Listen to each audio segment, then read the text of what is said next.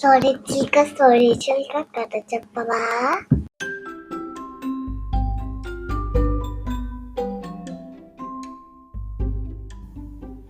అనగనగా ఒక సముద్ర తీరంలో ఒక పక్షుల జంట ఉండేది.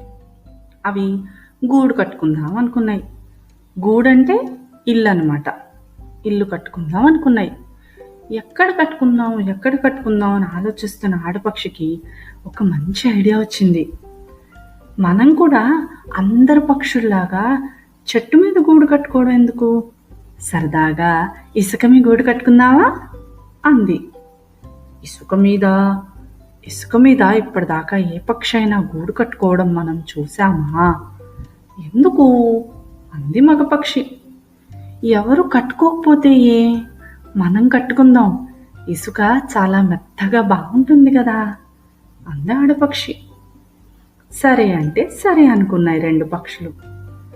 పుల్లలు, గడ్డి, ఆకులు ఇన్ని తీసుకొచ్చి చక్కటి మెత్తటి గూడు కట్టుకున్నాయి. గూడు కట్టుకున్న తర్వాత ఆడపక్షి దాంట్లో 4 గుడ్లు పెట్టింది. ఆ రెండు పక్షులకి ఇల్లు ఎంతో నచ్చింది. చాలా బాగుందనుకున్నాయి. ఎంతో సంతోషపడ్డాయి. తెల్లవారిపోయింది. పొద్దున్నే పక్షులు ఏం చేస్తాయో తెలుసా? పొద్దున్నే వాటి ఆహారం కోసం వెతుక్కుంటూ వెళ్ళిపోతాయి. అలా వెళ్ళిపోయిన పక్షులు సాయంత్రం మళ్ళీ గూటికి చేరతాయి అన్నమాట. మన కథలో పక్షులు కూడా తెల్లవారగానే ఆహారం కోసం వెతుక్కుంటూ వెళ్ళిపోయాయి. ఆహారం తెచ్చుకుని సాయంత్రం వేళకి ఇంటికి వచ్చాయి. కానీ వాటి గూడు ఎక్కడుందో వాటికి కనిపించలేదు. అరేరే, నా గూడు ఎక్కడా? నా పిల్లలేవి? అయ్యో, ఎవరైనా నా గూడుని, అందులో ఉన్న నా గుడ్లని చూసారా? అయ్యో, నా గూడేది అంటూ వెతుక్కుంటూ ఏడుస్తుంది తల్లిపక్షి. దూరం నుంచి 2 పక్షులు చూసి వాటి దగ్గరకు వచ్చాయి. ఏడవకు మిత్రమా, నీ గూడు సముద్రంలోకి వెళ్ళిపోయింది. అదిగో ఆ సముద్రుడే తీసేసుకున్నాడు నీ గూడుని, నీ పిల్లల్ని అంది. తల్లిపక్షి వేగంగా సముద్రుడి దగ్గరికి వెళ్ళి, ఓ సముద్రుడా, నా గుడ్లని నాకు వెనక్కి ఇచ్చేసేయి. అందులో నుండి నా పిల్లలు బయటికి వస్తాయి. వాటికి ఈత కూడా రాదు. దయచేసి నా పిల్లల్ని నాకు ఇచ్చేసేయి అంది. సముద్రుడు పలకలేదు. తల్లిపక్షికి చాలా బాధ అనిపించింది. కొంచెం సేపు ఏడ్చింది. తర్వాత కోపం వచ్చింది. ఇలా కాదు, నా పిల్లల్ని తీసేసుకునే ఈ సముద్రం ఇంక నాకొద్దు. దీనిని నేను మూసేస్తాను అంది తల్లిపక్షి. అలా అంటూనే వేగంగా సముద్రంలో మునిగి బయటకు వచ్చింది. తడి ఒంటితో ఒడ్డు మీద ఉన్న ఇసుకలో దుల్లింది. దాంతో తన ఒంటికి కూడా ఇసుక అంటుకుంది. వెంటనే వేగంగా వెళ్ళి ఈ ఇసుకని సముద్రంలో దులిపేసింది. మళ్ళీ నీటిలో మునిగింది. ఒంటికి ఇసుక అంటించుకుంది. సముద్రంలో దులిపింది. మళ్ళీ నీటిలో మునిగింది. ఒంటికి ఇసుక అంటించుకుంది. సముద్రంలో దులిపింది. ఇదంతా దూరం నుంచి చూస్తున్న తండ్రి పక్షి తల్లిపక్షిని అడిగింది, ఏంటిది, ఏం చేస్తున్నావు నువ్వు అని.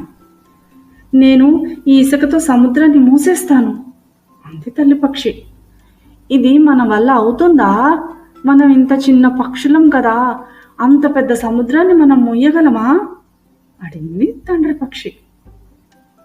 ఏం చేయకుండా కూర్చుంటే ఏ పని చేయలేము. ఏదేమైనా నేను నా ప్రయత్నం మాన్ను. ఎప్పటికైనా ఈ సముద్రాన్ని మూసేస్తాను అంది ఖచ్చితంగా తల్లిపక్షి. సరే, నేను నీతో వస్తాను అంటూ తండ్రి పక్షి కూడా నీటిలో మునిగి తన వంటికి తడంటించుకుని తర్వాత ఇసుక అంటించుకుని ఆ ఇసుకని సముద్రంలో దులిపేయడం మొదలుపెట్టింది. ఇలా ఈ తల్లిపక్షి తండ్రి పక్షి చేస్తున్న విషయాన్ని దూరం నుంచి వేరే పక్షులు గమనిస్తున్నాయి. ఒక పక్షి దగ్గరగా వచ్చి, ఏంటిది, మీరేం చేస్తున్నారు అని అడిగింది. దానికి తండ్రి పక్షి చెప్పాడు, మా గూడుని, మా గుడ్లని ఈ సముద్రుడు తీసేసుకున్నాడు. అందుకే నేను నా భార్య కలిసి సముద్రాన్ని మూసేయాలనుకుంటున్నాం. ఇదిగో మా రెక్కల తడితో ఈ ఇసుకని తీసుకెళ్లి సముద్రంలో దులుపుతున్నాం. అలా ఇసుక దులపగా మొత్తం సముద్రంలో నీళ్ళన్నీ పోయి అంతా ఇసుక అయిపోతుంది. ఆ రకంగా మేము సముద్రాన్ని మూసేస్తాం అంది మగ పక్షి. మీరు సముద్రాన్ని ముయ్యగలరా అన్నాయి వేరే పక్షులు. ఏమో, ప్రయత్నం అయితే చేస్తున్నాం అన్నాయి 2 పక్షులు. సరే, మీరిద్దరే కష్టపడ్డం ఎందుకు, మేము మీకు సాయం చేస్తాం అంటూ ఈ 2 పక్షులకి సాయంగా ఇంకొక 4 పక్షులు వచ్చాయి. ఆ 6 పక్షులకి సాయంగా ఇంకో 4 పక్షులు వచ్చాయి. చూస్తూ ఉండగానే పక్షులు 10, 20, 30, 50, 100, 200 మొత్తం ఇసుక కనిపించనన్ని పక్షులు అయిపోయాయి. అదంతా ఏం చేస్తున్నాయి తెలుసా? ఇవన్నీ నీళ్లలోకి వెళ్ళి తడంటుకుంటున్నాయి, బయటకు వచ్చి ఇసుక అంటించుకుంటున్నాయి, మళ్ళీ సముద్రంలోకి వెళ్ళి ఇసుకను దులిపేస్తున్నాయి. ఈ ఇసుక దులపగా ఇసుకతోటి సముద్రం అంతా నిండిపోతాయని ఎదురు చూస్తున్నాయి. ఈ విషయం పక్షుల రాజైన గరుత్మంతుడికి తెలిసింది. ఏంటి, ఇన్ని పక్షులు ఇక్కడ ఏం చేస్తున్నాయి అని అనుకున్నాడు. పైనుంచి చూసిన గరుత్మంతుడు కిందకొచ్చి వాళ్లలో ఒక పక్షిని అడిగాడు. మీరందరూ ఏం చేస్తున్నారు ఇక్కడ అన్నాడు. వాటికి ఒక పక్షి సమాధానం చెప్పింది. ఇక్కడ ఒక తల్లి పక్షి తండ్రి పక్షి కలిపి ఒక గూడు పెట్టుకుని అందులో ఒక 4 గుడ్లు పెట్టుకున్నాయి. ఆ గూడుని సముద్రుడు తీసుకెళ్లిపోయాడు. వెనక్కి ఇవ్వమంటే ఇవ్వలేదు. అందుకే మేమందరం కలిసి సముద్రున్నే మూసేయాలనుకుంటున్నాం. మీరు కూడా సాయం చేయండి మహారాజా అంది. మరి పక్షులు రాజు కదా గరుత్మంతుడు, అందుకని మహారాజా అని పిలిచిందనమాట. గరుత్మంతుడు కూడా ఈ ఆలోచన నచ్చింది. సరే, నేను కూడా నా వంతు సాయం చేస్తాను అంటూ గరుత్మంతుడు కూడా నీళ్లలో మునిగి రెక్కలకి తడంటించుకోవడం, బయటకొచ్చి ఇసుక అంటించుకోవడం, సముద్రంలోకి వెళ్ళి ఇసుక దులిపేయడం మొదలుపెట్టాడు. ఇదంతా పైనుంచి చూస్తున్న విష్ణుమూర్తి సాక్షాత్తుగా ఆయనే కిందకొచ్చాడు. విష్ణుమూర్తి అంటే శ్రీ మహావిష్ణువు అనమాట.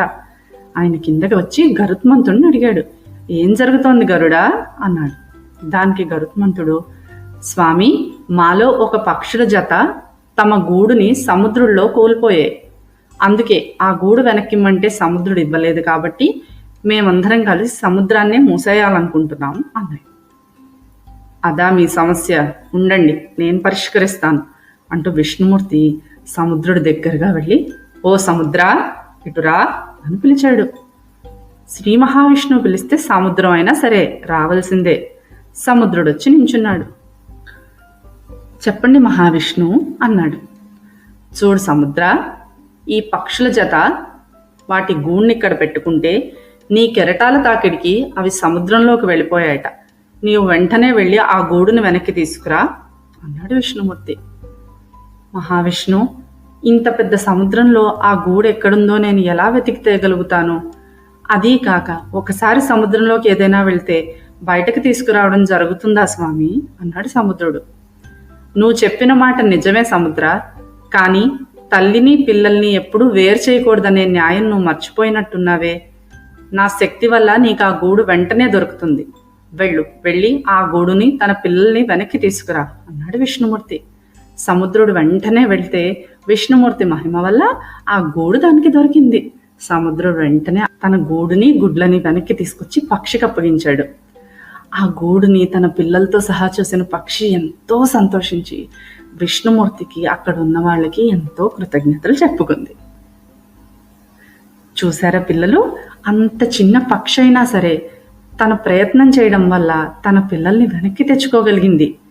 మనం కూడా అంతే, ఏదైనా సమస్య వచ్చినప్పుడు ప్రయత్నం చేస్తే ఏదో ఒక రకంగా దానంతటదే పరిష్కారం అవుతుంది. గుర్తుంచుకుంటారు కదూ? స్టోరీ కంచికి, చిలక ఇంటికి.